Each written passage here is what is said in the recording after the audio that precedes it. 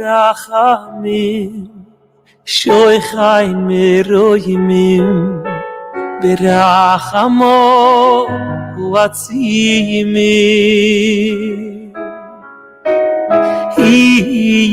yifkoy doy berachamim hachasidim vehayishurim rachamim shoichay meroyimim berachamo uatzimim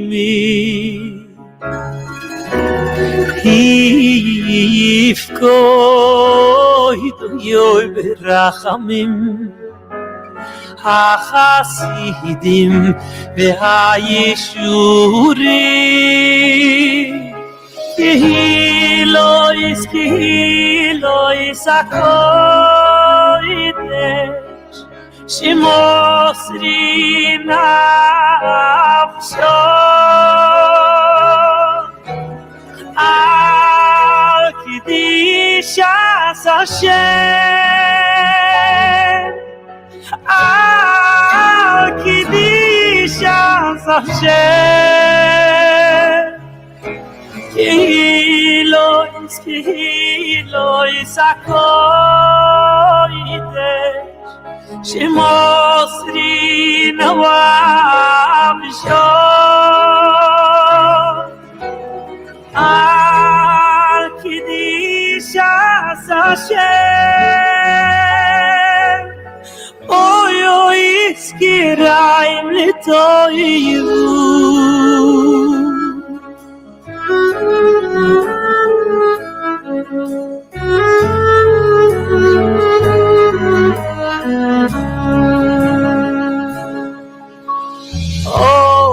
Rachamim shoichay meroyimim berachamo uatzimim yifkoy doy berachamim hachasidim vehayishurim rachamim shoichay meroyimim berachamo uatzimim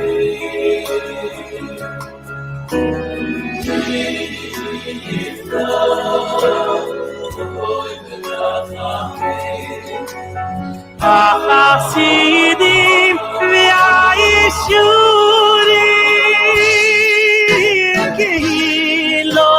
Kihilois akoidesh Shemosri nafsho Al kidishas Hashem Al kidishas Hashem Oy Kihilois akoidesh Shemosri nafsho Al kidishas Hashem Oy iskiraim litoyu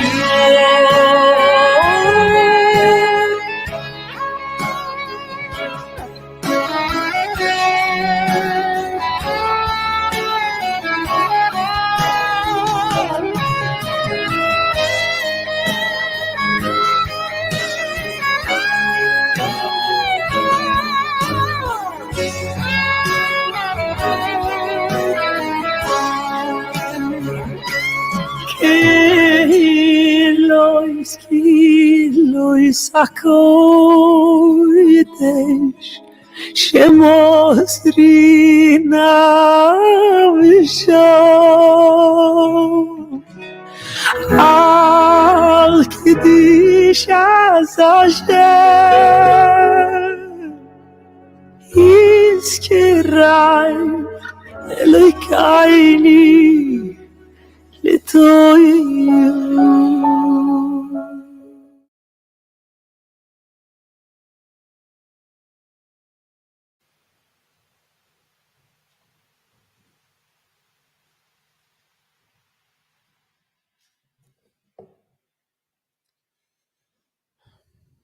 Chief Rabbi, Diane Simons, ladies and gentlemen. This evening, with great sadness, we mark a year since the horrors of October the 7th, 2023. United in grief that the war is not only ongoing, but has even expanded, and that 101 hostages are still incarcerated in the dungeons of Gaza. 1 year ago, 15-year-old Gali Elon, shaking with fear, lay with her cousin Mika under a bed in the safe room of her house in Kibbutz Kfar Aza. All around her, both inside and outside, the deadly sounds of gunfire and explosions got louder and louder. After what seemed like an eternity, the noise suddenly stopped, replaced by the blaring cackle of multiple radios. And then just as suddenly, voices in Hebrew, Tzahal, Duvdevan, the voices of Israeli soldiers. Quite remarkably, Gali rapidly understood the reason for the blaring radios. They didn't know where the terrorists were, where the wounded were. They didn't know their way around the kibbutz, she recalled. At that point, she said, I realized there was no point staying under the bed. I came out of the safe room and I said to the soldiers, I can help you. And help them she did. A traumatized 15-year-old heroically managed to radio out instructions for several hours to guide the soldiers around the kibbutz and therefore helped to save many lives. So much so that she was amongst the last to be rescued after 33 hours under attack. How exactly Gali did this, you can read about in this book, One Day in October, about which we will hear more subsequently this evening. Hers is but one of the 40 heroic, heart-rending stories which are recorded in this book. And later this evening, we will learn of another one of these stories from Yadin Gellman, one of the contributors to this book. We are honored to welcome Yadin to London, along with the book's co-editor, Oriya Mevorach, and Alex Drucker from the book's publishers, Toby Press, a division of Koren Jerusalem. And we will hear from both Yadin and Oriya later. When Gali, aged 15, came out of that safe room, her actions expressed a fundamental Jewish teaching about what it means to be a Jew, one which is especially relevant during these holiest of days between Rosh Hashanah and Yom Kippur. And it is a teaching which, I imagine, people in Israel and many others around the world have been living with in some way every day since 7th of October 2023, when considering identification with the Jewish people and their future. The late Rabbi Joseph B. Soloveitchik, one of the great rabbinic leaders of the last century, explained it like this. God's covenants with the Jewish people have both an element of fate, goral, and an element of destiny, yi'ud. Destiny, explained Rabbi Soloveitchik, is what we do, how we act, our daily conduct according to halakha, to Jewish law. Fate, though, is what happens to us, the story we tell ourselves as to who we are and where we belong. The covenant of fate says that we belong to or feel kinship with the Jewish people, and it is expressed even by those Jews who are not necessarily observant of halakha, of Jewish law,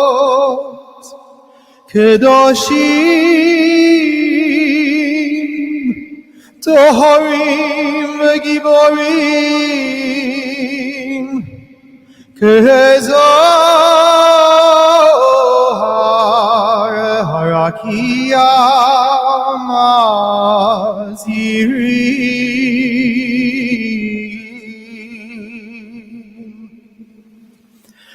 et nishmat chalelei kedoshei ameinu, anashim, nashim, v'taf, shenutzechu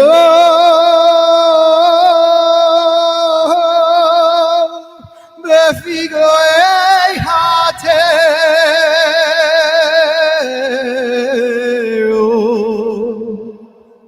b'yom shemini atzeret u'b'yamim she'acharav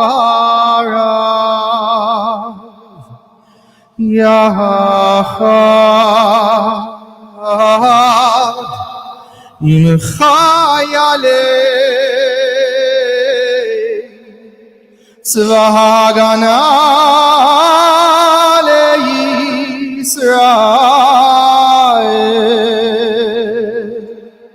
shecherfu nafshah lamut ale kiddush Hashem lahaganat ameinu. Lachen bal harachamim yastirei meseter knafav leolamim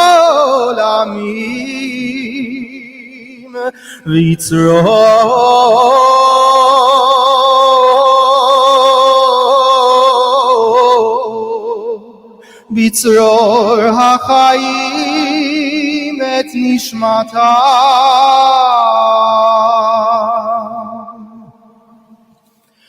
began Eden tehei menuchatam Adonai hu nachalatam ve'yanuchu b'shalom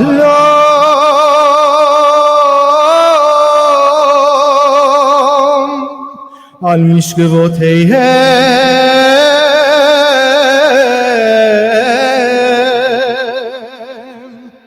v'yamdu legoralam leketz hayamin v'nomar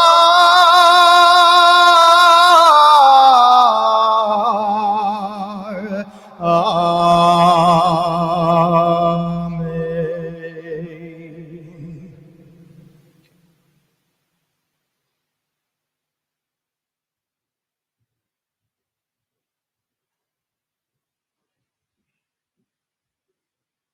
Thank you, Chazan Turgel. Thank you, Stephen. Please be seated.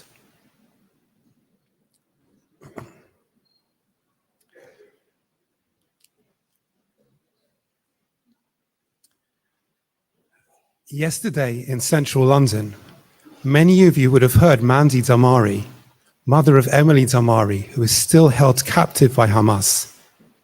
Emily is the last remaining hostage who holds dual British-Israeli citizenship. Mandy, who spoke at Highgate Synagogue on Rosh Hashanah, has recorded the following message for us tonight. Before I begin, please allow me to take a moment to thank all of you here today for taking the time to listen to this speech. I would particularly like to thank Michael Goldstein, Joe Gross, and everyone at the United Synagogue for your support and prayers, and support for all of the other hostages and their families in Israel and abroad.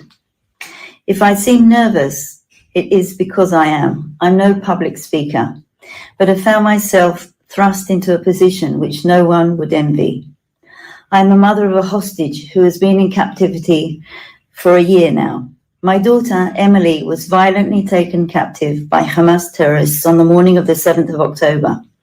She was in her home in Kfar Aza when terrorists stormed in. They shot her beloved dog Chucha, dead with a gunshot to the neck, and shot Emily through the hand, and then kidnapped her as a hostage to Gaza. Her home, once a haven of joy, laughter, friendship, and love, is now an empty unit, reeking with fear and desperation. The bullet holes which remain are testament to that day. My life-altering decision to move to Israel as a young woman in love was the best decision I ever made. My life from then and up until the 7th of October was a life full of love and joy. We loved our home and our life on Kfar Aza, where we have lived for more than 30 years and where we have been blessed to raise a beautiful family. Many have since told us we were crazy to live there, a mere 3 miles from the border, but we had always accepted the trade-off, frequent rocket barrages in exchange for quiet and serenity 95% of the time. I have 4 children, of which Emily is the youngest, and 4 grandchildren. Emily is my only daughter and the heart of our family. She truly radiates joy and happiness, lighting up every room she enters. Her father suffers from advanced Alzheimer's, but she even manages to bring happiness into his life in a way that nobody else can do. Emily loved her life in Kfar Aza, frequently hosting karaoke sessions, barbecues, any get-together, large or small. Her home was the hub for all her friends, who, like her family, miss her desperately. She was a brilliant friend. She would literally turn the world upside down to help anyone who needed it. And to Emily, family and friends meant everything. As a dual British-Israeli citizen, Emily never lost touch with her British roots. She possessed the classic dry British wit, but coupled it with chutzpah. Adored Ed Sheeran and Adele, and loved nothing more than enjoying a pint or two, cheering on her beloved Spurs, or going shopping in Primark.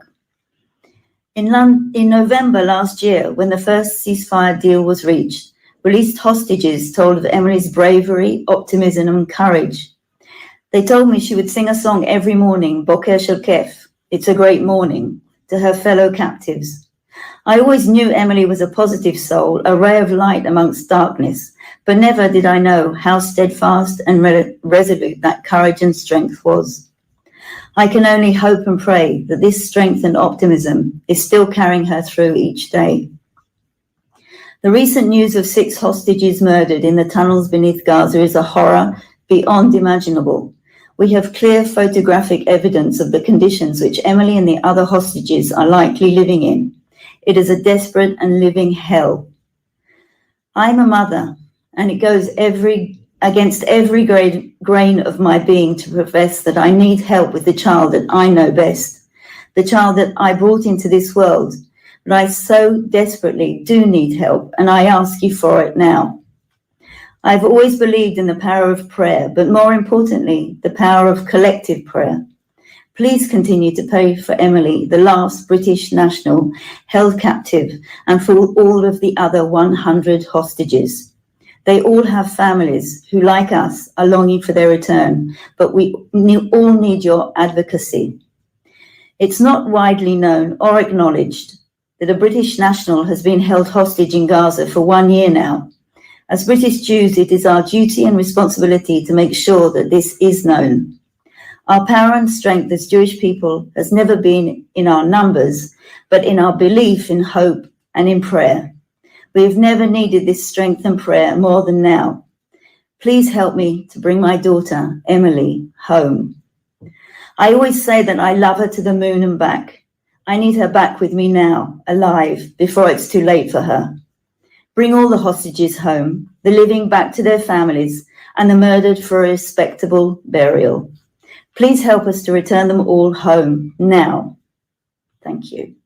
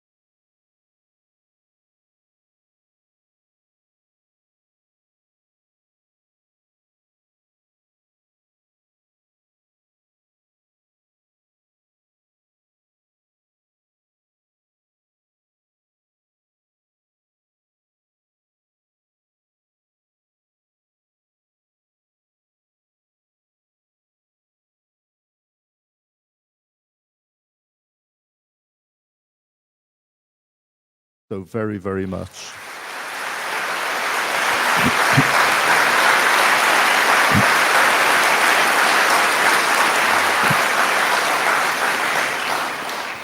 Sir Oliver Dowden, MP, distinguished guests, ladies and gentlemen. Over the festival of Rosh Hashanah in our Torah reading, we read how Hagar and her young son Yishmael were on the run. They ran out of water. Hagar feared that they would die of thirst. And then a voice appeared to her with reassurance. And then we are told, Vayivkach Elokim et eineha vatere be'er maim. God opened her eyes and she saw a well of water. Mother and child drank and survived.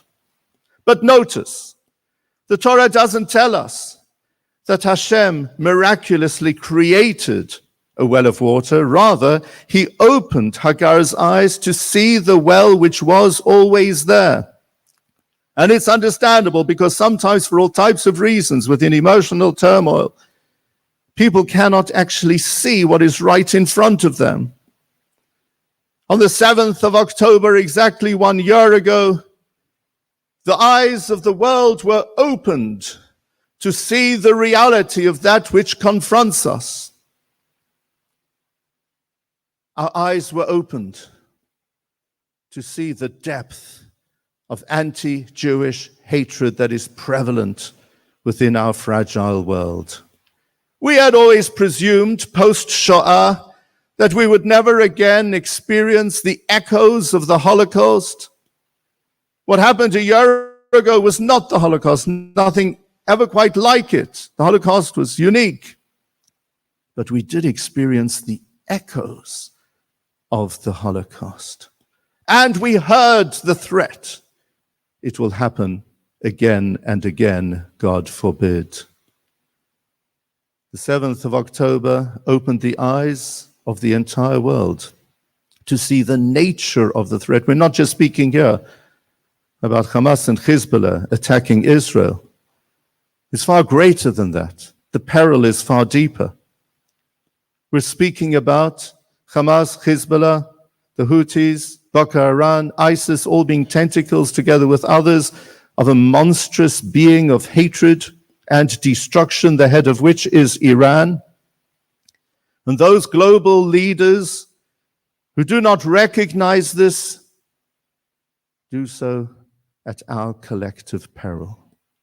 The war that Israel is fighting is not just for the sake of the preservation of the Jewish state. Israel is on the front line for the sake of our entire civilization. We appreciate it. Everyone else needs as well to open their eyes and to see the reality of what is now transpiring. On the 7th of October, we discovered who our true friends are. And we are so blessed to have so many amazing friends. Yes, it is so deeply disappointing to discover the depth of Jew hatred. But Baruch Hashem, we have incredible, wonderful, extraordinary friends, people, neighbors, communities, and also global leaders. It was so reassuring on the 1st of October to see a repetition of what happened on the 13th of April when Iraq launched a deadly attack against the state of Israel and her citizens, and to see the armed forces of the United States of America and Britain coming to Israel's direct aid. On the 7th of October, we came to realize how strong and privileged we are thanks to our Jewish identity. And our Jewish identity has been strengthened significantly since that date. And we have appreciated all the more how blessed we are to have the state of Israel, which is not just the geopolitical center of our Jewish peoplehood. It is far more than that. It is the very heart of our faith. On the 7th of October, a year ago, we came to appreciate the greatness of chesed, of altruism, of giving, of being there selflessly for the sake of others, of identifying with the pain of others. And the pain runs so deep. We feel the pain of the families of the 1,200 people murdered on this day a year ago. We feel the pain of the 101 hostages who are still kept in captivity, and we pray for their swift and safe relief. We feel the pain for the families of soldiers who have been killed in battle. We feel the pain for a nation continuing to go through anxiety and turmoil, and we also, with our sensitive hearts, feel the pain of the suffering of all innocent civilians in Israel, in Gaza, and in Lebanon. We realize that tragically and so cruelly and wickedly, Hamas and Hezbollah purposely are placing their own people in harm's way. But our sensitive souls are pained when we see the suffering of every single innocent person. You know, in speeches that have been made since the 7th of October a year ago, there is one phrase which continues to be mentioned more than any other. We all know it. It's Am Yisrael Chai. The Jewish people will continue to live on forever. But in regular conversation in Israel, I am told that the phrase that most often is uttered is Ein Milim. There are no words. That's what people say to the bereaved, to the suffering. These are the words that I said when earlier this year I visited a Shiva house for a soldier who more than 150 days after he disappeared was confirmed to have been killed on the 7th of October. And my opening line to the mourning family was, Ein Milim. What can I say? What can anybody say? We genuinely don't have words. We find ourselves in the shoes of Aaron the high priest, about whom the Torah says, Vayidom Aharon. Aaron was silent. No words in the world could encapsulate his pain and his sense of grief after he suffered a personal tragedy. And on Yom Kippur, we will cry out and say, Manomar u'manedaber. What can we say and what words can we speak? We are speechless, and especially this year. But I strongly believe that even though Ein Milim, we do have the responsibility now, further to this first anniversary, to act and to speak out. We must act to ensure that the world never forgets the 7th of October. If you remember the 7th of October, everything that has transpired since then and will continue to transpire makes sense and you understand it. And you will be on the right side of those who deserve your support. But if you purposefully steer away from recognizing what happened on the 7th of October, or turn a blind eye to it, or forget it, then your actions, your sense of judgment, your policies will be simply irresponsible. We must never allow the world to forget the 7th of October. We also have a responsibility to give our total and absolute support to Medinat Yisrael. That doesn't mean that we must support every single Israeli government and every policy they have and every military maneuver and tactic that they engage in. If you want to see people who are critical of the government of Israel, go to Israel, the world's most vibrant democracy.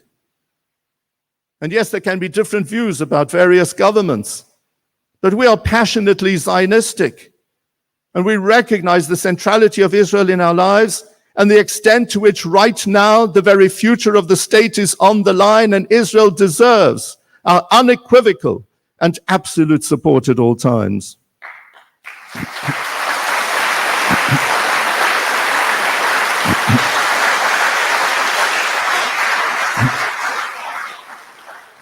We must guarantee that all children growing up in the UK today come to recognize that the superheroes of our society are those who pursue justice, peace, and loving kindness, and not those who glorify violence and death. And in addition, we must find the words to speak out with pride. Let us declare passionately to the world, we're proud to be Jewish. We're proud of our Torah values. We're proud to be Zionists, and we are proud of the state of Israel.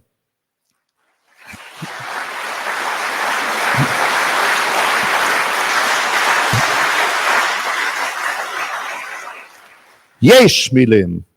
There are words. Nothing should stop us from proudly standing up for what is right, for what is just, for our entire civilization. Further to this first anniversary, may Almighty God bless us all with safety, with security, with good health, with well-being, and most of all, with peace for the state of Israel, for the Jewish people, and for all of humankind. Oseh shalom bimromav, hu yaseh shalom aleinu, ve'al kol Yisrael ve'imeru. Amen.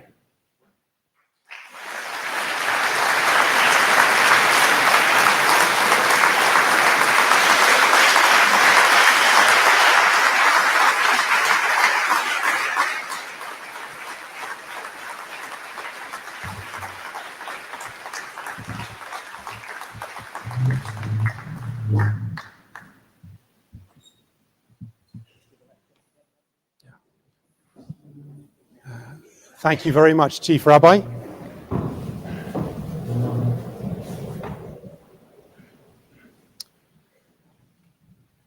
Thank you very much, Chief Rabbi, for those stirring words as ever.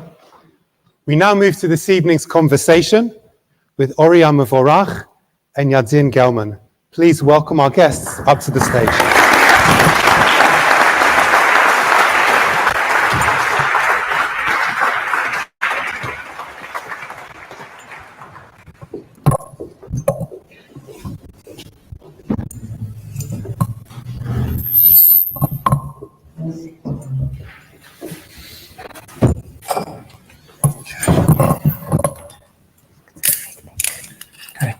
First things first.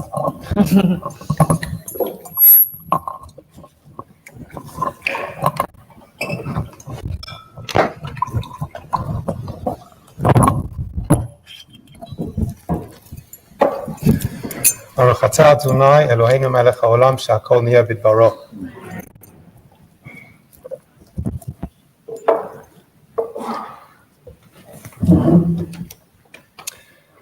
So you've all seen publicity about and copies of the book One Day in October, which we've mentioned earlier.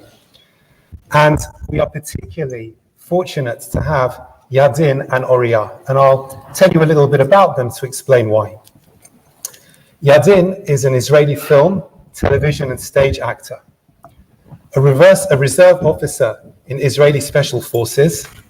He was wounded in the October 7th attacks, sustaining serious injuries whilst attempting to save residents of Kibbutz Be'eri in the face of hordes of murderous Hamas terrorists. After 8 operations and many months of rehabilitation, he is now able to speak about his experiences and those of others in his unit on that fateful day. And to do so, he decided to travel the world to be an advocate for Israel and the IDF. His most recent role is a movie called Arugman Bey, which is coming to cinemas in December. Oriya teaches Judaism, Gemara, Hasidut, and philosophy in various settings, and is Yoetzet Halakha.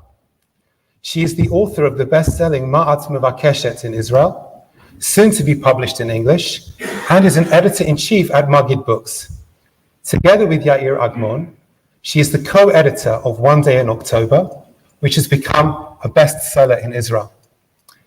And we're also particularly grateful to you both for traveling at this time of the year, coming to London for 36 hours barely, at this time of the year between Rosh Hashanah and Yom Kippur, and especially Yair, given you have that 7-week-old Yonatan Lavi at home. Yep. So we thank Abda as well very much for letting you come, especially given how busy she is today with her media work. And we are delighted to have you here. And we're going to start with Oriya explaining to us a little bit about the book, but also telling us some of the stories, some of the particularly, I think, heart-rending and significant parts of the stories in the book, and giving us an insight into what the book and those stories are meant to convey. Thank you so much. Thank you so much for the opportunity to be here. English is not my native language, so I'll do my best. When I was told I was about to speak in front of 1,000 people, I felt such an embrace. And there are no words can describe how much this gives to me. So I really, really thank you so much for everyone here and everyone who is watching us from at home. And also for the non-Jewish people that are here. This is really, really, really important for us. It's not easy to be a Jew these days. For a whole year now, we in Israel have been watching in horror at the manifestations of anti-Semitism that you're all experiencing here in London and also Jewish people around the world. This breaks our hearts. In Israel, sorry, I do like this in my heart. And then in Israel, there's a lot of challenges, but anti-Semitism is not one of them. So it just really, I want to thank you for being a Jew these days around the world. Take it for the team. And I'm gonna really read some excerpts from the stories, and I want to highlight a certain theme. Those heroes that I'm going to read about, they all have a common denominator.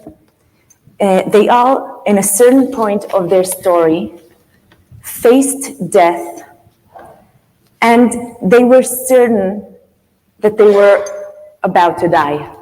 A lot of heroes and heroines in the book thought, and at one point or another, that they're about to die because there are terrorists outside, and I'm in the safe room, so maybe it's possible that I'll die. But those specific heroes, they really, like, if we ask ourselves logically, what are the chances that they will survive the situation and emerge on the other side alive? The answer would be none. 0 chances.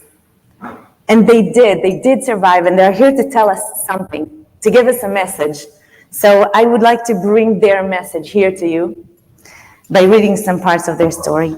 So the first one I'm gonna speak about, her name is Or Ben Yehuda. And she is the commander of Karakal Battalion. She's 35, she has 3 children. And at this October 7th, she got a phone call from her friend telling her, oh, my soldiers are in Sufa outspots, and the outspot has been overrun. So she says to him, okay, I'm on my way, she took only 12 soldiers with her, that's what she had, that's what she could do. And on the way, she's repeating those words. What do you mean, hamutzav nichbash? Like the outspot has been overrun. You can like be in the army in Israel for your whole life and never hears those terrifying words. And she doesn't know what she's going to meet. And then she gets to the outpost, that's the word, outpost. And she finds soldiers wounded, and she hears a lot of shooting. And then she asks them to give her, to describe the situation, and they tell her that 30 soldiers are, I don't know, maybe I should say occupied in the living room. And there are terrorists that keep throwing grenades and shooting at them, and the soldiers, they don't give up. And that's the situation. So O says, okay, she of course she calls for help, but help came a long time later. So she decides that she's gonna keep this situation not to escalate. And then she does this.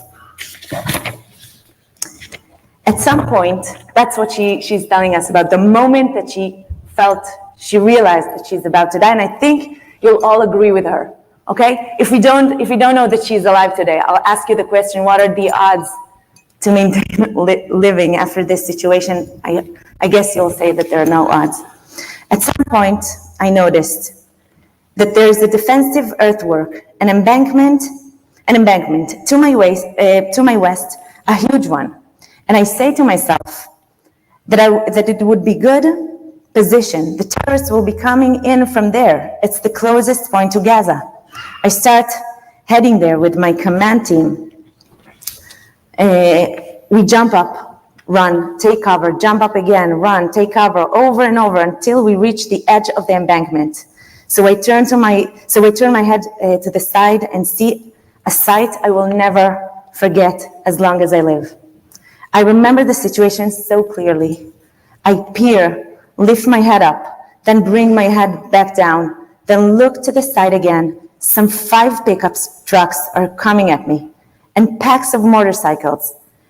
And terrorists are hopping between the dunes, between the trees, all in combat vests and uniforms, and advancing in our direction. I can't even count them. There are hundreds. And in the distance, behind them, are long lines of people from Gaza who are just marching in our direction, some armed, some unarmed. And I say to myself, well, that's it. This is where I'm going to die, right here, on this spot. I'm going to die here. I've been in many encounters and many firefights in my life, but it never felt like this. It never even came close to this.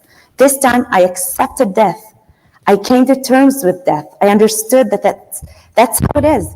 I remember looking up and apologizing to my children.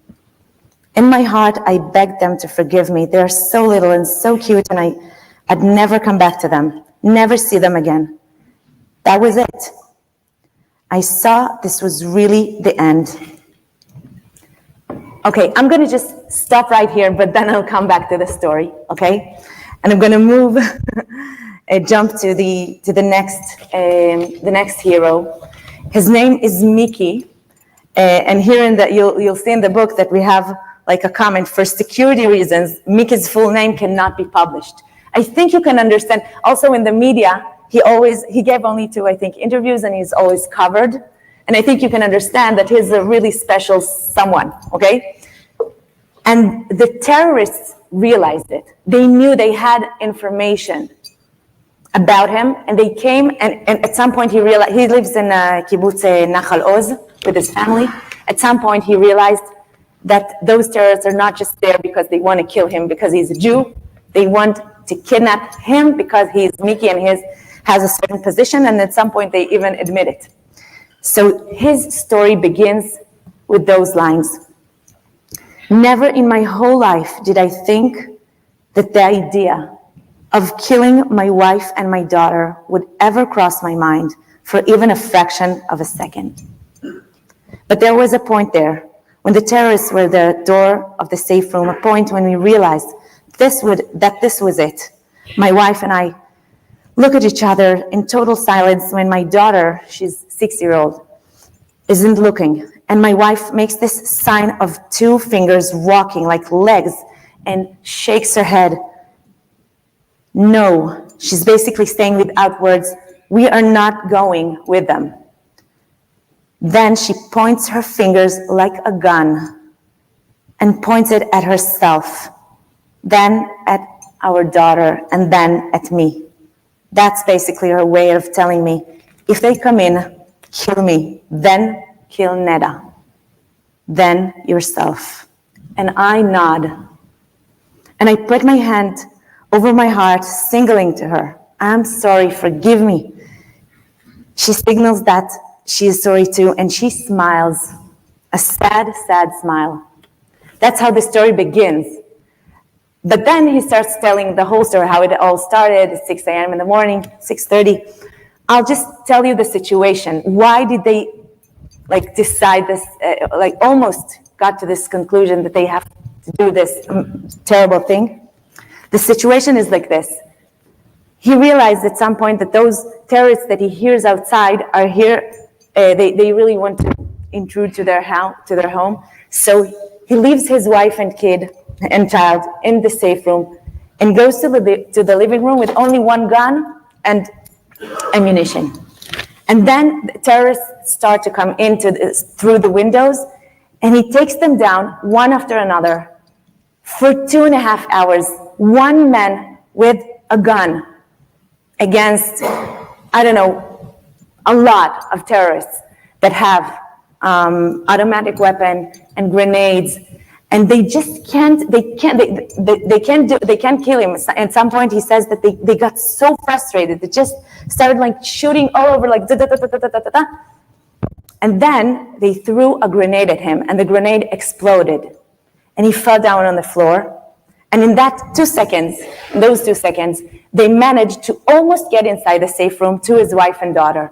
So he managed to get them to get there before them, and then he closed the door of the safe room. And as we know, the safe room, unfortunately, they don't have locks. So now they begin to fight over the handle, okay? And the terrorists shoot at him, and he gets wounded, but he's still holding the handle, and they can't open the door. And then they attach explosive charge to the door, and the door explodes. And now the situation is like this. He holds the door, and they have like a hole, that size of a hole. And he sees through the hole. He sees the commander, the Machshmo V'zichro, I don't know his name, but he was the commander of the Nukhbat, of the terrorists that came to Nahal Oz, aiming an RPG towards him, and behind him, a lot of other terrorists. And he says to him, either you come out with us and come with us, or I just shoot you and the whole room explodes, and your wife and daughter and you are going to die. That's the moment when they decide. Okay, that's the moment when they ask themselves, what are the chances that we are going to get out of here alive? The third hero, I'm not going to read her story, I'm just going to tell you about her.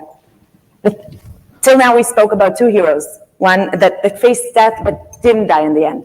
The third hero is someone who died but came back. Who is she? It's a girl. I'll tell you the story of how did I get this to know this story. Maybe you remember 5 days after October 7th. Maybe you remember a video that it became viral, I think, in Israel and also maybe here. You see a man that's giving an interview to the Sky News, I think. He's shattered, he's crying, and he's saying, they told me she's dead. And I went, yes! You remember this video? That's Thomas Hand, Emily's amazing father. And he said yes, because it's even, you know why? Because if you choose between dying and being a hostage at Hamas, so dying is the better option. And when I saw this video, I collapsed. I saw this girl, and he's saying she's dead, and I want all of us to just come back for a second to that minute that we saw this video. Did any of us think that this girl might not be actually dead? I mean, this thought is so, it couldn't even occur to us. And I think that now I'm going to read what Or has done, and also then I'll read to you what Nikki says. And I think we really need to take this like as the message that these heroes want to address to us. So I'm coming back to Or's story, and she's that's what she's saying to us. Okay, so she's saying, I saw this was really the end. And then I said to myself, okay, if this is the end, then I'll end it well. I'll die standing tall. I'll do the very best I can, and I'll fight until my last drop of blood. So I turned to my soldiers, a group of 12 brave fighters who were waiting for me to tell them what to do. I turned to them with a half smile. They told me afterwards that I smiled. I didn't remember that. And I say to them, let's go, let's take them apart. And they all shout, let's do it. They come to the embankment with heavy machine guns, with whatever they can carry, and we take our place there and start shooting at anyone approaching the outpost. We shoot like crazy people, and at a certain point we have a light anti-tank missile. So at one point we launch it towards one of the Hamas trucks, and the truck explodes. A tremendous explosion, something extreme. The truck must have had have been loaded with explosives. And the blast takes with it some motorcyclists and who were nearby, and we continue fighting. And then I suddenly realized that many of the terrorists are beginning to retreat, to turn around and run back. And I suddenly understand that we are, in fact, doing something significant here. This woman and her soldiers, of course, by the way, 18-year-old kids, that's were her 12 soldiers. They saved the Mutzav, the outpost, but they also saved a lot of settlements, a lot of villages, because those terrorists had maps of I don't know where, like inside of Israel, and they didn't come back to occupy them. And now I'm going to read you what Mickey is saying. Okay, Mickey is the one that, he's standing in front of this hole in the door, and the RPGs is in front of him, and I'm not going to tell you how he came out of it, because you're going to have to read it in the book, and it's too long, really. In Israel, I tell people, if you feel like you're too scared to read this book because it's hard, it's a hard book, even though it gives us a lot of comfort, but it's really also hard and sad. I tell people, just go inside a bookstore, read Mickey's stories, close the book, and get out. This is really important. So Mickey, he says to us,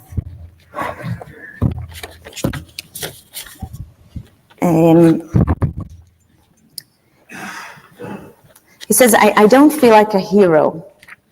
I don't feel like a hero. I'm not like happy. A lot of my friends died. It's not like I don't feel like I'm not high. But he says, but there's something else in this whole story that gives me strength. There's that expression, I stared death in the face. Me, I didn't just stare death in the face, I embraced it. I made my peace with it. I even thought of helping it along. What would have happened if my wife and I had given up? If after they blew up the door to our safe room, we had just given up? To tell you the truth, it terrifies me. It terrifies me to think about it. I was certain that we weren't going to make it. A few times, I was convinced of that, absolutely certain. But somehow I got through the whole story, and my family is alive, still alive. And today I can say with absolute certainty, En Yeush Ba'olam. There's no despair in the world. That's a very strong feeling of mine. There's no despair. There's no such thing as giving up. Even when you see the end, even when you're sure that it's over, don't give up. Never, ever give up. I think those heroes that faced death and emerged at the other side, they know something that we don't. They understand that when we have a certain feeling that something has come to its end, we should not automatically believe it. Believing that feeling and following it, thinking that the end has already occurred, even though it hasn't. This is what we call despair. And the heroes in this book command us not to give in to despair, not only because you must never despair, but because despair is an illusion, it's false. And now, before I give Yadin, it's time for Yadin to speak. I just want to say a few words about Yadin. I'm honored to sit here with really Gibor Israel Yadin. I think he deserves like this really amazing applause.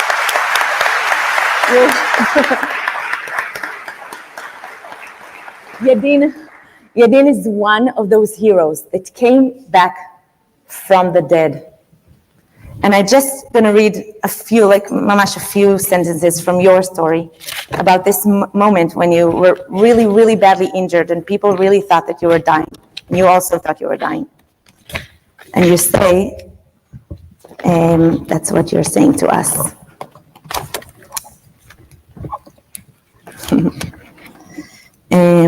Right then, when it happened, Yadin says, I remember two thoughts went through my head. The first was that I have to survive. That is, I have to keep holding my gun.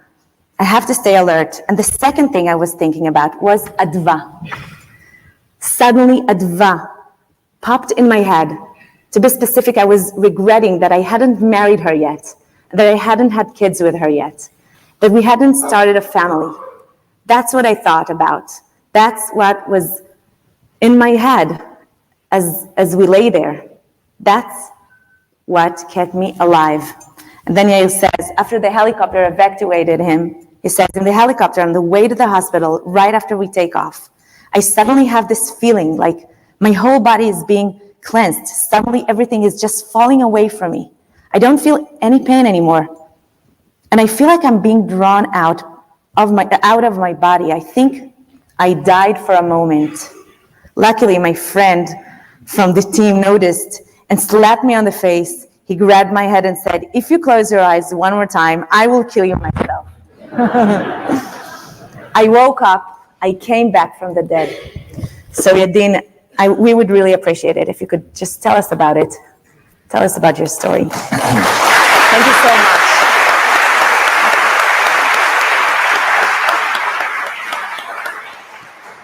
much. Thank you. Does it work? Yes. Thank you very much for having us, and thank you, Oriya, for that introduction. I will give a little context to that sentence that she said, not in the helicopter, but the one where two things kept me alive.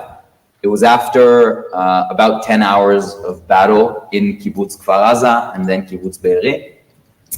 And we were on our way to the mass hostage situation that was in Kibbutz Be'eri, today known as the House of Pessi, Habayit Shel Pessi. Then it was known as the dining room of Kibbutz Be'eri. And we had intel that there are 50 hostages being held. We were on our way there. We had one house left between us and that house. I was leading my team. I was first in line. David was second. And on the way to that house, we were both hit. I was hit by 7 bullets altogether, 3 that stopped my equipment, 4 that went through my arm, shoulder, chest. David was hit by 10 bullets, all went through. And that moment where she said 2 things were keeping me alive was after 45 minutes that we were under cover, behind cover, still fighting, both of us bleeding out, dying. My team, 15 guys, 5 of us are injured, surrounded by hundreds of terrorists fighting for their life.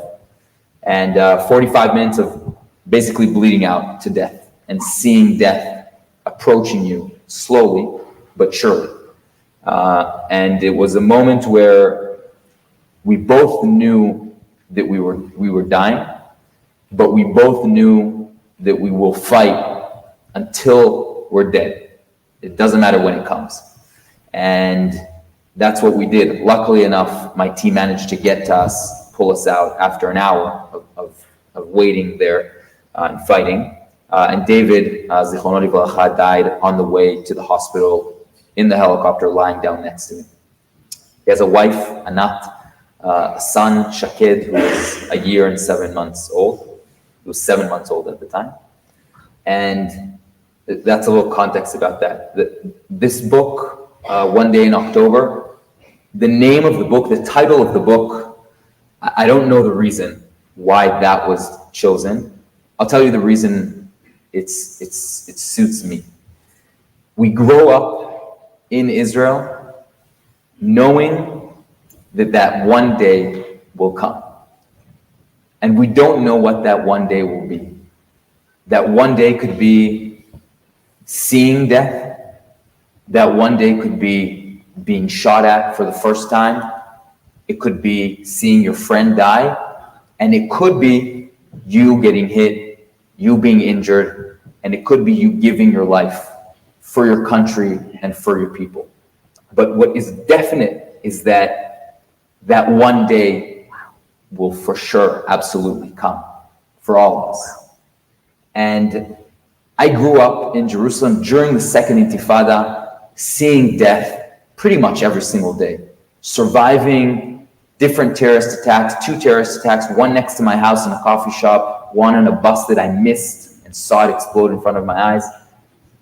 We grew up around death and around terrorism and people wanting to kill us at all times, but that one day never came. For me, that feeling that I was looking for, what that one day will be, never came until that day, till October 7th. Wasn't my first war, won't be my last, but that day was October 7th. And that moment that it came, it wasn't the moment where we were driving on Highway 232, the blood highway, seeing the dead bodies and driving through. It wasn't being attacked for the first time on that highway, joining a different team in battle, killing those terrorists and then continuing off. It was the moment where we were in a house in Kibbutz Be'eri, conquered, already fought terrorists in a kid's playground. We were shooting through a slide, finished that battle, different battles, and we conquered a house. And we set up around that house. I had my gun, big machine gun outside the window, and I see a terrorist in front of me. We start shooting at the terrorist, and my commander comes behind me and taps me on the back as we're fighting those two terrorists. And he says to me, "I'm taking your water." And I say, "Go ahead." And he takes my water, and we're shooting at us. And we finish fighting those terrorists, and I look back, and there's a family who was stuck in the safe room. Some of them, their family members were executed in front of them in the safe room by terrorists who were in that house before we came. We battled those terrorists and then saved that family. And they had no water. And my commander trusted us to fight those terrorists, and he was in charge of giving that family water and bringing them back to life. And that moment where I see terrorists in front of me, a family in back of me, and we are that barrier in between them. That is that moment that I understood what one day in October, what that one day is for me. And that contract that we have as soldiers between us and between the citizens, between us, between our country that we love, that contract that we say we will put our life on the line at any moment, and we will save strangers who I've never met before, and we will give them the last drop of water that we have. That's my contract. And that is the meaning, for me at least, of what one day in October.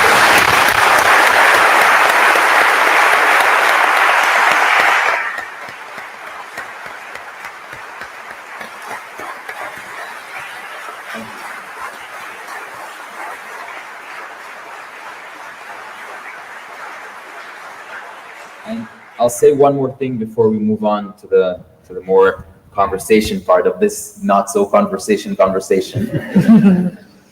That my story starts and ends with me talking about Adva, my fiance, and the mother of my child, Yonatan Lavi.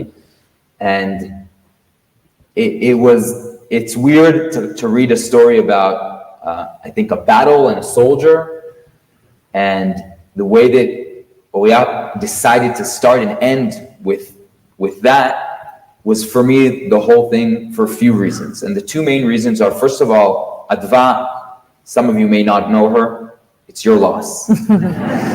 She is what I think a real hero is. She's a journalist. On October 7th, she went to the Nova Festival, deserted her journalism job, and went to save lives. And she was the first one there, giving medical attention to kids, and then driving to where the terrorists were shooting at kids, yelling to them to jump in her car, drove them out. That's what she did all day. And she really was what kept me alive. That's what I was thinking about in the last moments. They say your entire life flashes in front of your eyes.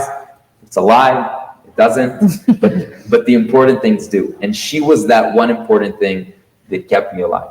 And the last thing I'll say is that she once said, when in a conversation with my team, she said to me that I went to die, that I was the first, I ran first in my team. And I'm not saying that because I'm number one, it's just specifically that day I was at the front. And she said, "You went to die." And I told her that I didn't. I went to save. And if the price is to die, then that's the price. But this whole war is about people who are fighting for love, to save because we love our people, and people who are fighting out of hate. And that is this whole war. And thank you very much for coming.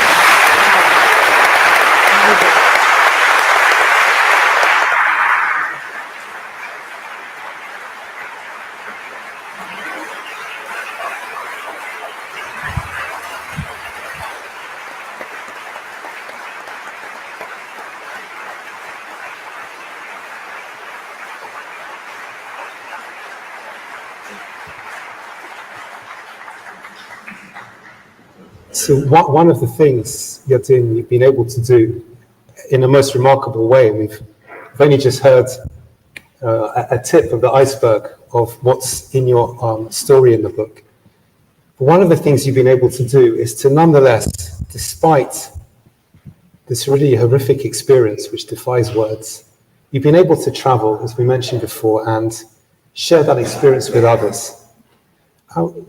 What might you be able to share with us from the experiences you've had of talking about your experience, about the values you have shared, and what that tells you perhaps particularly about a message of hope for the future for Israel, for the Jewish people? So I've been traveling a lot and speaking and telling my story around universities in the US. That was my main goal. That's why I started this whole thing. And also around Europe, I was in Germany and France, and I spoke to South African students, and pretty much I've been around. And the first thing that I thought I wanted to do was change everybody's minds and tell them how much they're wrong and I'm right. You'd be surprised to find out that doesn't work. And then I learned from making those mistakes that the one thing that I'm trying to do, which has become something that is very rare in today's generation, is to have an open conversation about anything without the fear of being canceled or the fear of being told that you're, I don't know, a racist or anything else. The ability to speak and have those tough conversations is rare today. And when I understood that that is my mission, it changed the whole thing. And I've had students at the end of these conversations come and ask for the news stations that they should watch, the books that they should read about this conflict throughout the years, not only now. And there is that hope that when you do engage in that conversation that is rare today, something in them feels like that's what they've been missing. That open conversation, that place and that ability to sit down and talk about the hard things that we need to talk about. So there is hope. So really a question, I think, for both of you based on this, and I'm very interested in your views, is did you find the experience of producing the book somehow cathartic? In that, reading through it and thinking of places which are so well known, thinking of a description, for instance, of the Route 232 as the highway of blood, a road we know very well, going to places we know very well. Was it somehow, did you find it cathartic, and did you find it enabled you to find that sense of hope for the future as well? Both of you, both Oriya as the editor, the co-editor, and Yadin in telling your story that way. Wow, so actually I wasn't supposed to write this book. As you said, I'm the chief editor of Magid, and I just offered Yadin Gellman, which is an amazing writer, an amazing movie creator. I offered him to write the book, and then only after a month and a half, he offered me to join him to do this amazing work. And the reason I didn't even want to touch this book was because I was so scared from this content. Okay, I think a lot of people in Israel still are walking in the street like this, not to look like in the eyes of October 7th. They just don't want to touch it. They don't want to hear about it. And I think both Yair and I experienced here, I think the word is cure, and we really gained resilience from this book. And this is really, really interesting, because if anyone asked us to write a book that will give Israel hope and joy and, I don't know, comfort them in some way. But the term is that we shouldn't write about anything that relates to terrorism and bad things, okay? Then maybe we would have written a book about, I don't know, good things in Israel. We invented a lot of good things like Waze and cherry tomatoes, if you know, I don't know. And also the Eurovision we won a few times. And this book would be like so amazing and everyone will be really happy. But we know for sure today that if this was the book, it wouldn't even give us like 10% of the light that we gained from this book, because I understand now that there's some, I think, Yadin, you said it, I think you said it today also when we spoke, that there's some kind of light that you cannot gain if you're not like willing to go through darkness.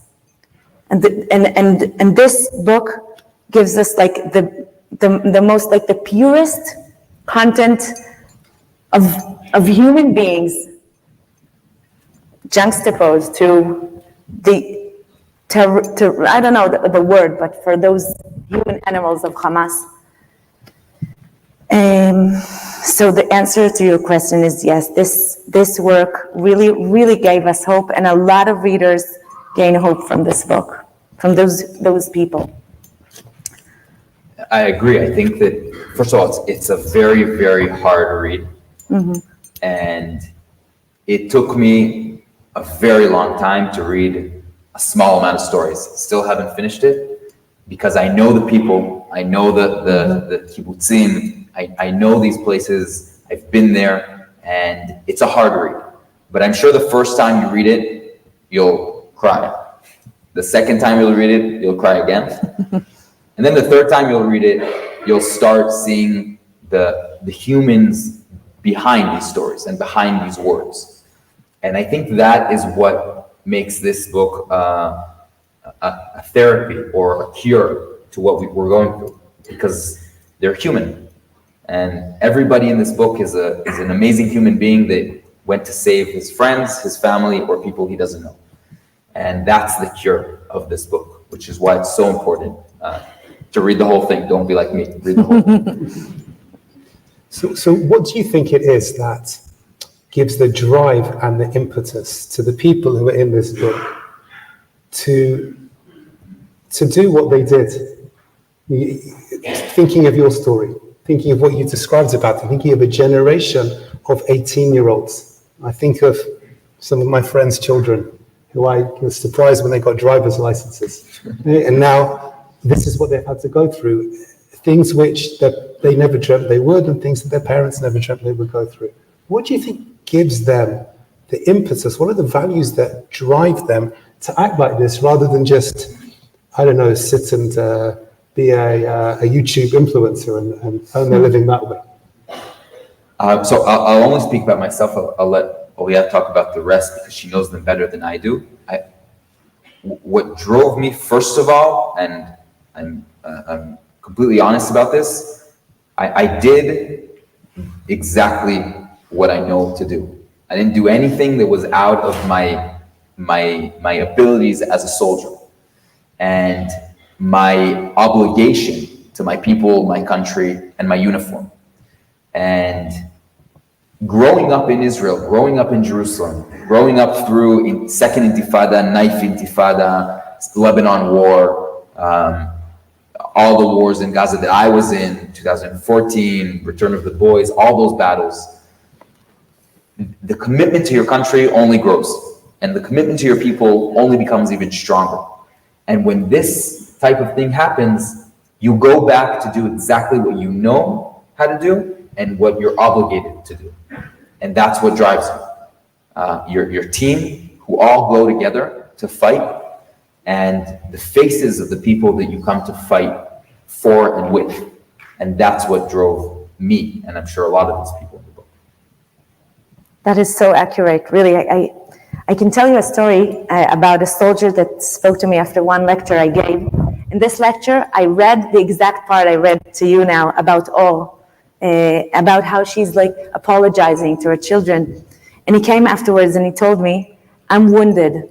I have 2 bullets in my back, and And people thought, when I got those bullets, I thought that maybe I would die, but if not, I would probably be handicapped.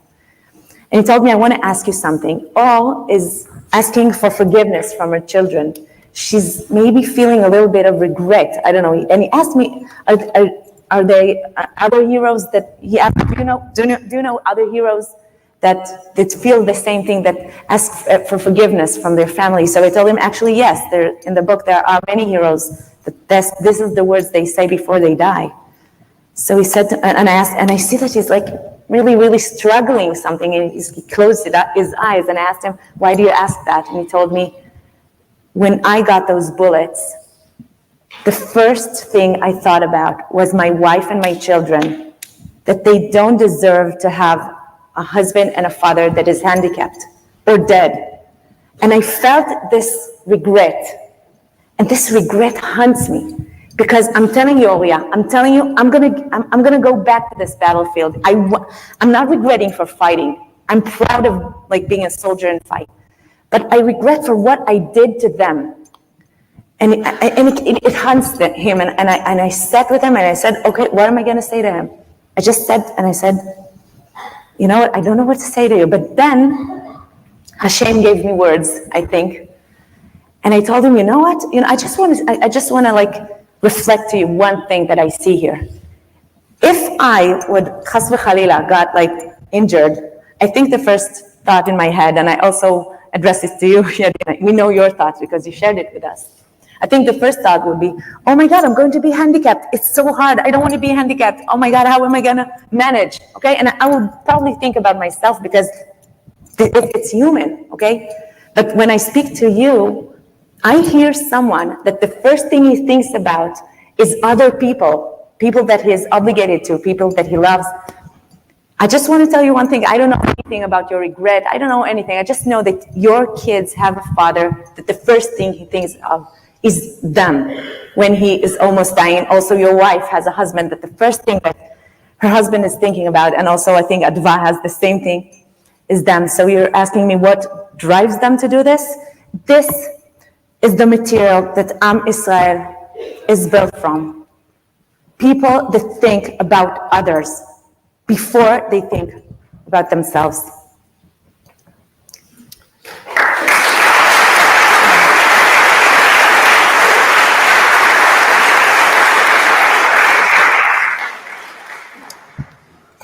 I really thank you both for all those wonderful answers. And what you said brings to mind someone whom, of course, many of us knew of very well, Sarah and Daniel Perez, Hashem Yikom Damo, of course, was adopted by a number of communities, including the Bournemouth and Elstree community. And, of course, the vigils in Bournemouth where people were demonstrating on his behalf and on behalf of the others. But Daniel Perez, whose story, of course, is told in the book, but is also told in a different sense by his father, Rabbi Doron Perez, in this publication, which I hope you've seen at the entrance, Israel Reflections to the 7th of October. And one of the most amazing things that Rabbi Doron says about his son was that they found Daniel's diary after he was killed, and his motto was, "If not me, then who?" Right. This is That's the name of the story. If not me, then who? And the sense of value, the sense of, Yadin, as you've said to us earlier and also this evening, the sense of having a purpose, the sense of living a life of meaning and aspiring to the values which you've described is a remarkable and an awesome thing. And the way it's been demonstrated by these heroes is, I think, is awe-inspiring. There's no other way of putting it. And you've brought these stories to our attention. You've catalogued them for not just for this generation, but for the future as well. And in doing so, you have taught us very much, I think, about what it means to be a Jew and what it means to be a human being. On that basis, if I could perhaps ask you both just for a closing message for everybody this evening. I'll start with you, Oriya. Yeah, okay, so I actually want to quote Rabbi Lord Jonathan Zacks, that we in Magid have the privilege to publish his books in English and in Hebrew. He said something about hope. By the way, I don't really remember that. I think you should quote it instead of me, because I don't exactly remember the right words, but it's the whole thing I was trying to like give you tonight, the message that the heroes gave us about not giving in to despair is all summed up in this sentence. So can you remind me this sentence? We spoke about it today, that's why I'm asking. He said that faith has kept the Jewish people, and the Jewish people have kept faith. And that's how they can look forward with hope to the future. So this is the message, that it's not that only Jewish people kept faith. It's faith that kept us. And I want to tell you personally, that's like, I think I started with this in like atmosphere when I started this speech, that personally, it's not just that I'm talking about despair. I really, really felt despair this year. You know what, I'm going to tell you something crazy. Just 1,000 people are going to hear me and are telling me something really crazy. I told you today, my husband and I decided to take like thousands of shekels and buy gold. Why? And hide it in somewhere, I'm not going to tell you where. Can you understand why? Should I explain why? You told me this is the most post-Holocaust thought you have ever. Because we really are not sure that this state is gonna, exist. And 2, 10, 20, 30 years. We don't know when this one day come, and we'll have to pick up our things and just run away. By the way, I'm just going to say one thing about it. It's not because of the Israeli people. It's not because of Hamas and Palestinian people. This feeling, this fear of us is because of the international community. I think that it depends on them, whether Israeli state is going to exist or not. So what was the question? So your kind of closing message. Yeah, so the closing message is Buy that, gold. what? Buy gold. Buy gold, that's the message. Do it. Exactly. So not to give in to despair, and to know that faith kept the Israeli people, not just the other way around. So thank you.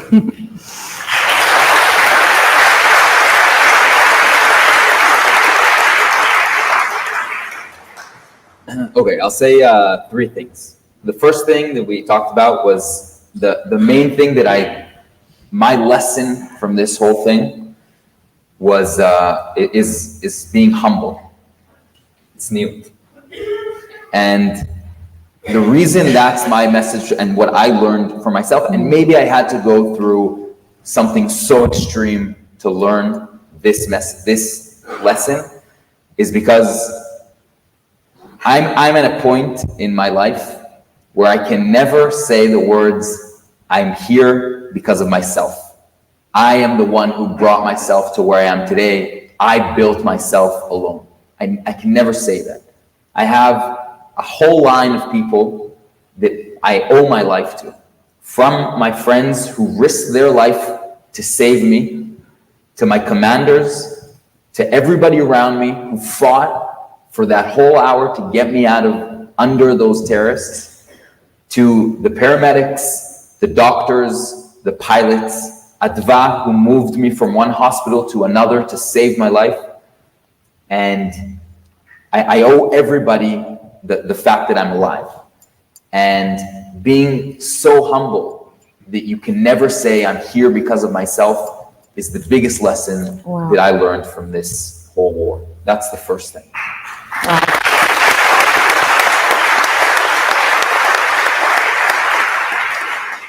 The second thing is, we talk a lot about heroes and heroism and what that is. And it's my personal request that when you read this book, understand that when you're reading these amazing situations that feel movie-like scenes, on the battlefield, there is nothing heroic about it. The battlefield is a horrible place, filled with death and blood and friends that are dying in front of you and bloodthirsty terrorists in front of you and families who are suffering, and you're suffering as well. And there is nothing heroic about it when you're there. When you feel that you're dying and you keep on fighting, it's not because you think that you're a hero, it's because there is nothing else to do. And when you read these stories, I said this before, remember that these are humans. And they went through unheroic situations that became heroic stories. And the next thing that I'm going to say about that is that because it's humans and it's regular day-to-day people that left their families and their friends and their houses and went to fight, or heroes that were in their houses and were attacked and kept on fighting, we cannot wait for anybody to save us. And we will not wait for anybody to save us. We haven't, and we will not.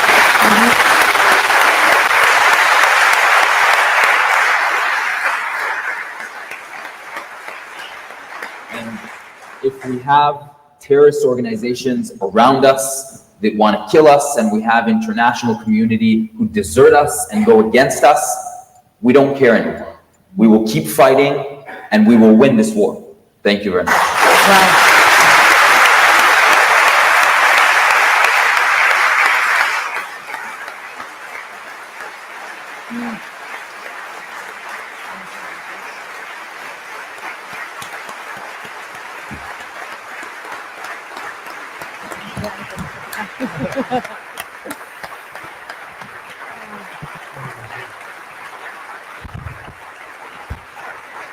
Unbelievable.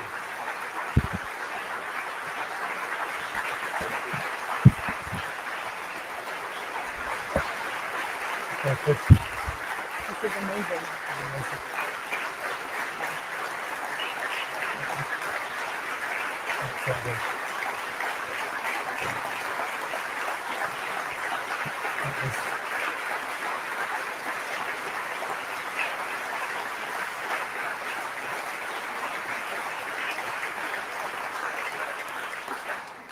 Thank you for showing such wonderful appreciation for two remarkable people. I now pass over to our CEO, Joe Gross, and in the auditorium to my colleague in the education team, Shira Jackson, to express our thanks to you both and also to introduce the rest of the program. Thank you once again, ladies and gentlemen.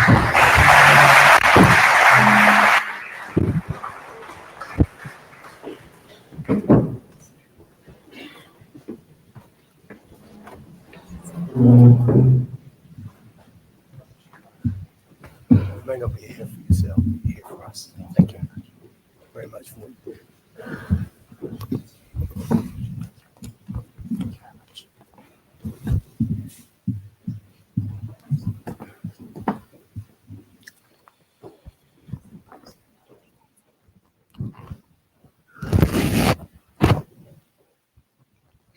Yadin, Oriya, from the bottom of our hearts, thank you. That must have been one of the most moving and strengthening presentations we've ever heard. Yadin, we are in awe of you and of those who fought with you for Israel, and we hear this for the Jewish people. And we're also in awe of how you have found the strength after your long recovery, not only to write about your experiences, but also to revisit them and share them with us and with others. You have both taken us into the minds of heroes from that day, and I hear what you say about not heroic, but we hear this as heroism, and you have conveyed the pain and fear, and yet somehow also the feelings of pride and of hope.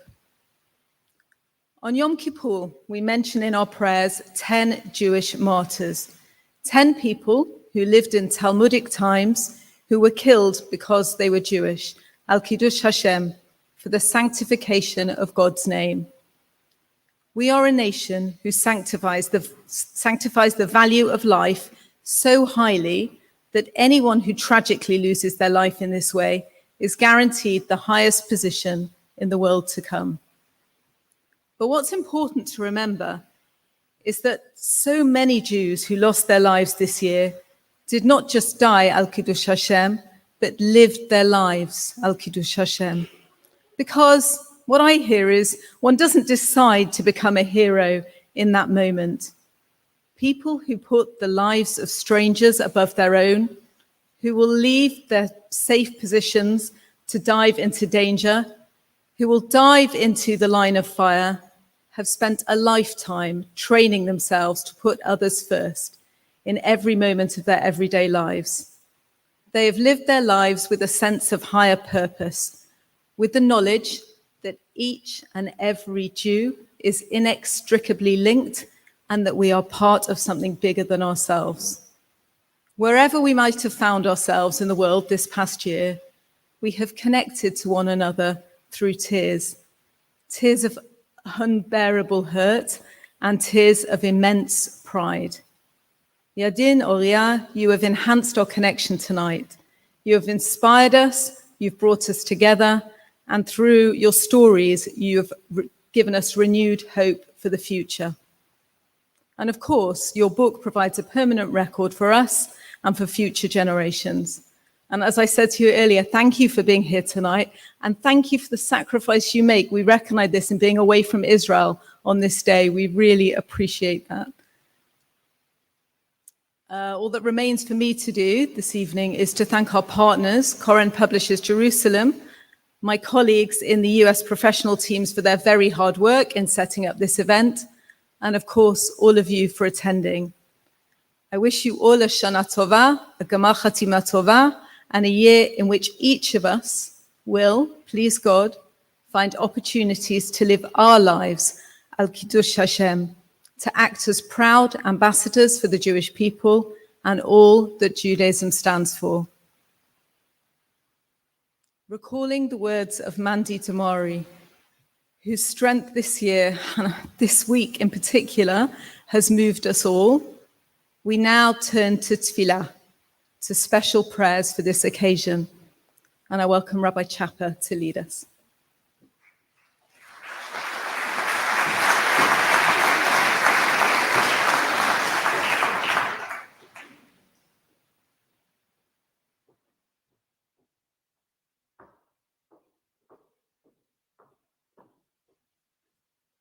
Prayer for the royal family.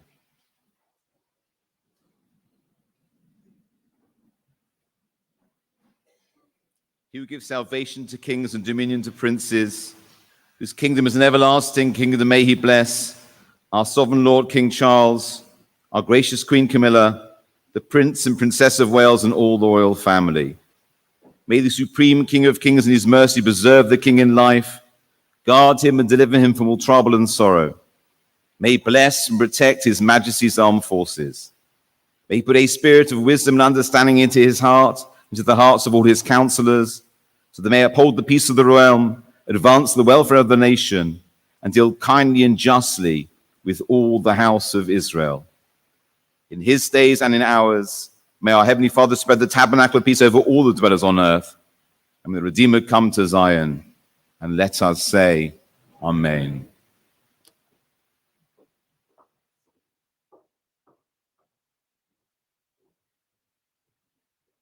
We continue now the prayer for the welfare of the state of Israel and its defense forces. Mishaberach Avoteinu, Avraham, Yitzchak, v'Yaakov, v'yivarech et Medinat Yisrael, Roshah v'yotzea, al ha'adama shenishba l'avoteinu latet lanu. Tem b'libam v'atacha v'yiratacha l'sa'ada, b'mishpat v'tzedakah. V'nizkeh b'yamin divrei avdecha neviim, Ki mitzion tetzei Torah udvar Adonai miYerushalayim. Avinu shebashamayim, pikod nat chaylei tzva Haganah Yisrael va'anshe kochot habitachon b'gnei eretz kadshenu.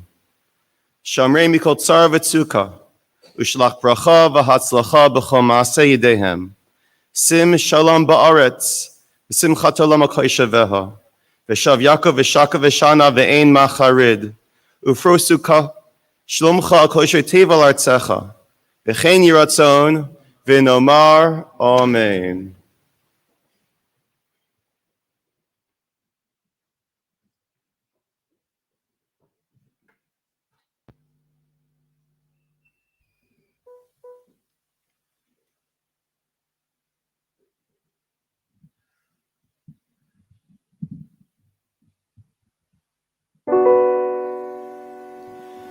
Mi sheberach avot Avraham, Yitzchak, v'Yaakov, u'yevarech et chayalei tzva hagana leYisrael, u'yevarech et chayalei tzva hagana leYisrael, u'yevarech et chayalei tzva hagana leYisrael. עומדים על משמר ארצנו בהרי אלוהינו,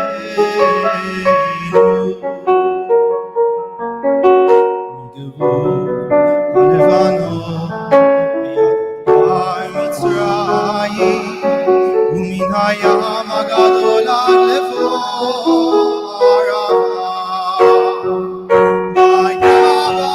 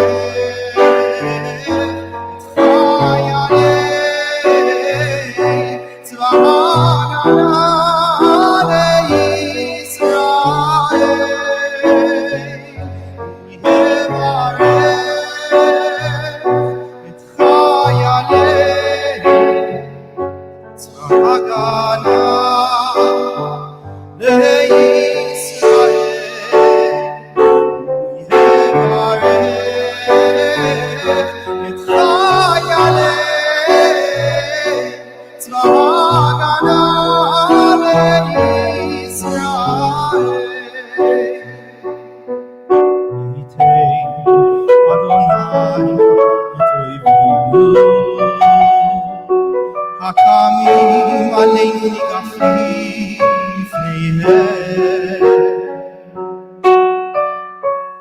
הקדוש ברוך הוא ישמור ויציל את חיילינו מכל צרה וצוקה ומכל נגע ומחלה, וישלח ברכה והצלחה בכל מעשה ידיהם, ידבר שונאינו תחתיהם, ויתרם בחטא ישועה וביעטרת ניצחון, ויקוים בהם הכתוב.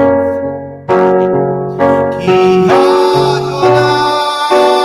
אלוהינו ההולך עמכם להילחם לכם באויביכם, יושיע אתכם ונאמר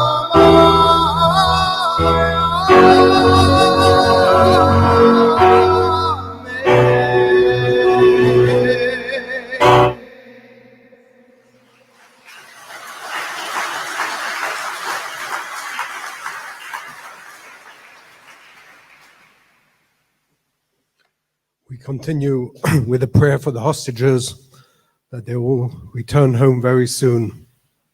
Misha Berach Aviseinu Avraham Yitzchak v'Yaakov, Yosef Moshe v'Aaron, David Shlomo Hu Yevorach v'Yishmar, v'Yintzes Nedei Tzva Ganei L'Yisrael U'Shvuyov, v'Eskol Acheinu Hanesunim Batzor v'Shivya, Ba'avur Shekol HaKol HaKadosh Hazeh, Mispal Ba'avuram, HaKadosh Baruch Hu Yimalei Rachmim Aleihem, v'Yitzeh Michoshech v'Tzamoves, u'Misesem Yanatek, u'Mimitzukeisem Yeshiem, וישיבם מהר לחיק משפחותיהם, יודו לאדוני חסדו ונפלאיו לבני אדם, ויקוים בהם מכל שכתוב, ופדויי אדוני ישובון ובואו ציון ברינה ושמחה עולם על ראשם, ששון ושמחה ישיגו, ונשאו יגון ואנחה ונאמר אמן.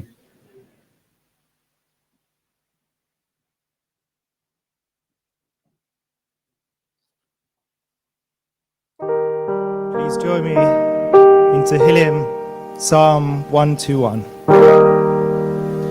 Shir Ma'alot Esa Einai Elehem Harim Me'ayin Yavo Ezri Me'im Adonai Osei Shamayim Haaretz Anitein Lamot Raglecha Al Yanun Shomerecha Hinei Lo Yanum Velo Yisham Shomer Yisrael Adonai Shomerecha Adonai Tzilcha Al Yad Yeminecha Lomar Shemesh Lo Yakeka Ve'yareach Halayla Adonai Yishmorecha Mikol Ra Yishmor Et Nafshecha Adonai Yishmor Et Zeitecha Uvoecha Me'ata Le'ad Olam.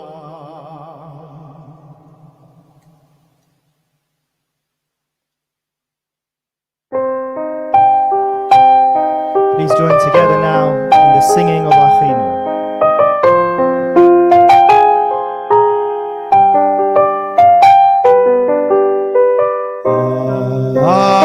Achenu kol beit Yisrael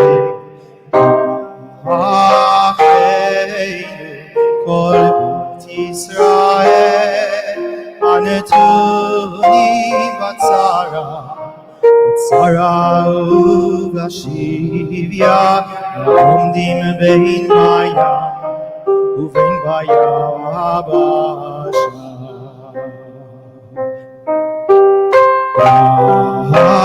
Achenu kol beit Yisrael Achenu kol beit Yisrael Anetuni batzara ubashivya Ha'omdim bein bayam Uvein bayabasha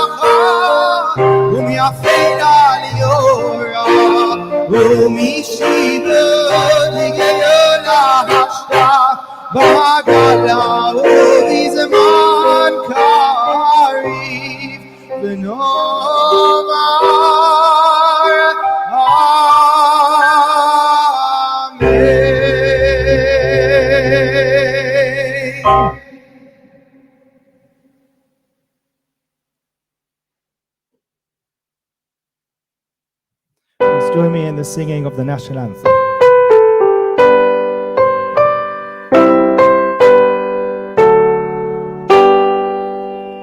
God save our gracious King, God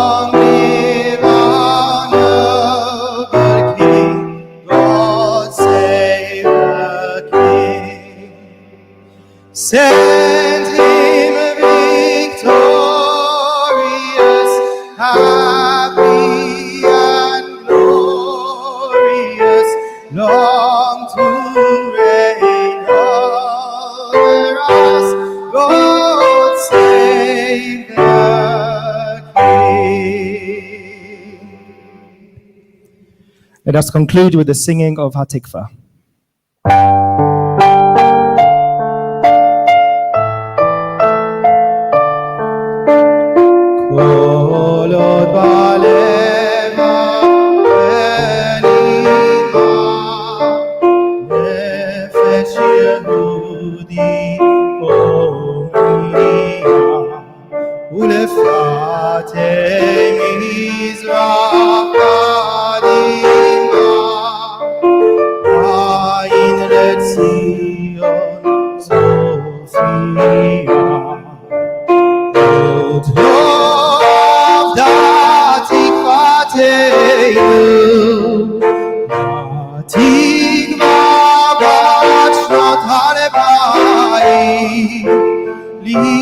אותם חופשי בארצנו, ארץ ציון וירושלים.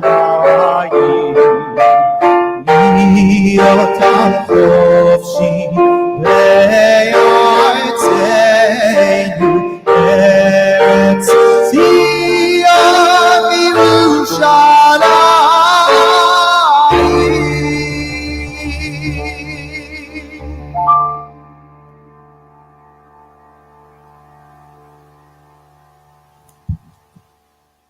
Ladies and gentlemen, thank you once again for your attendance. We wish you all a safe journey home. We wish you all a Shana Tova. For those who would like to daven Maariv, the evening prayers, they will commence shortly here at the front of the hall. Good night and thank you again.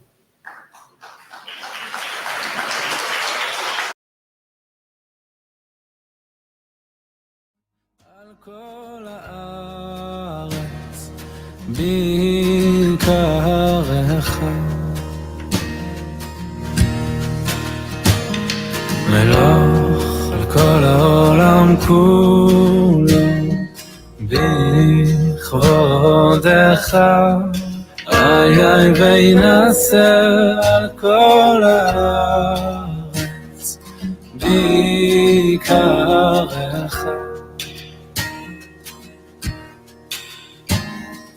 ועופר בדר גאון עוזך על כל יושבי תבל ארצך, ועופר בדר גאון עוזך על כל יושבי תבל ארצך.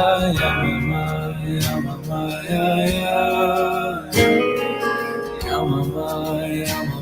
יממה יממה יממה יממה תיאררה יממה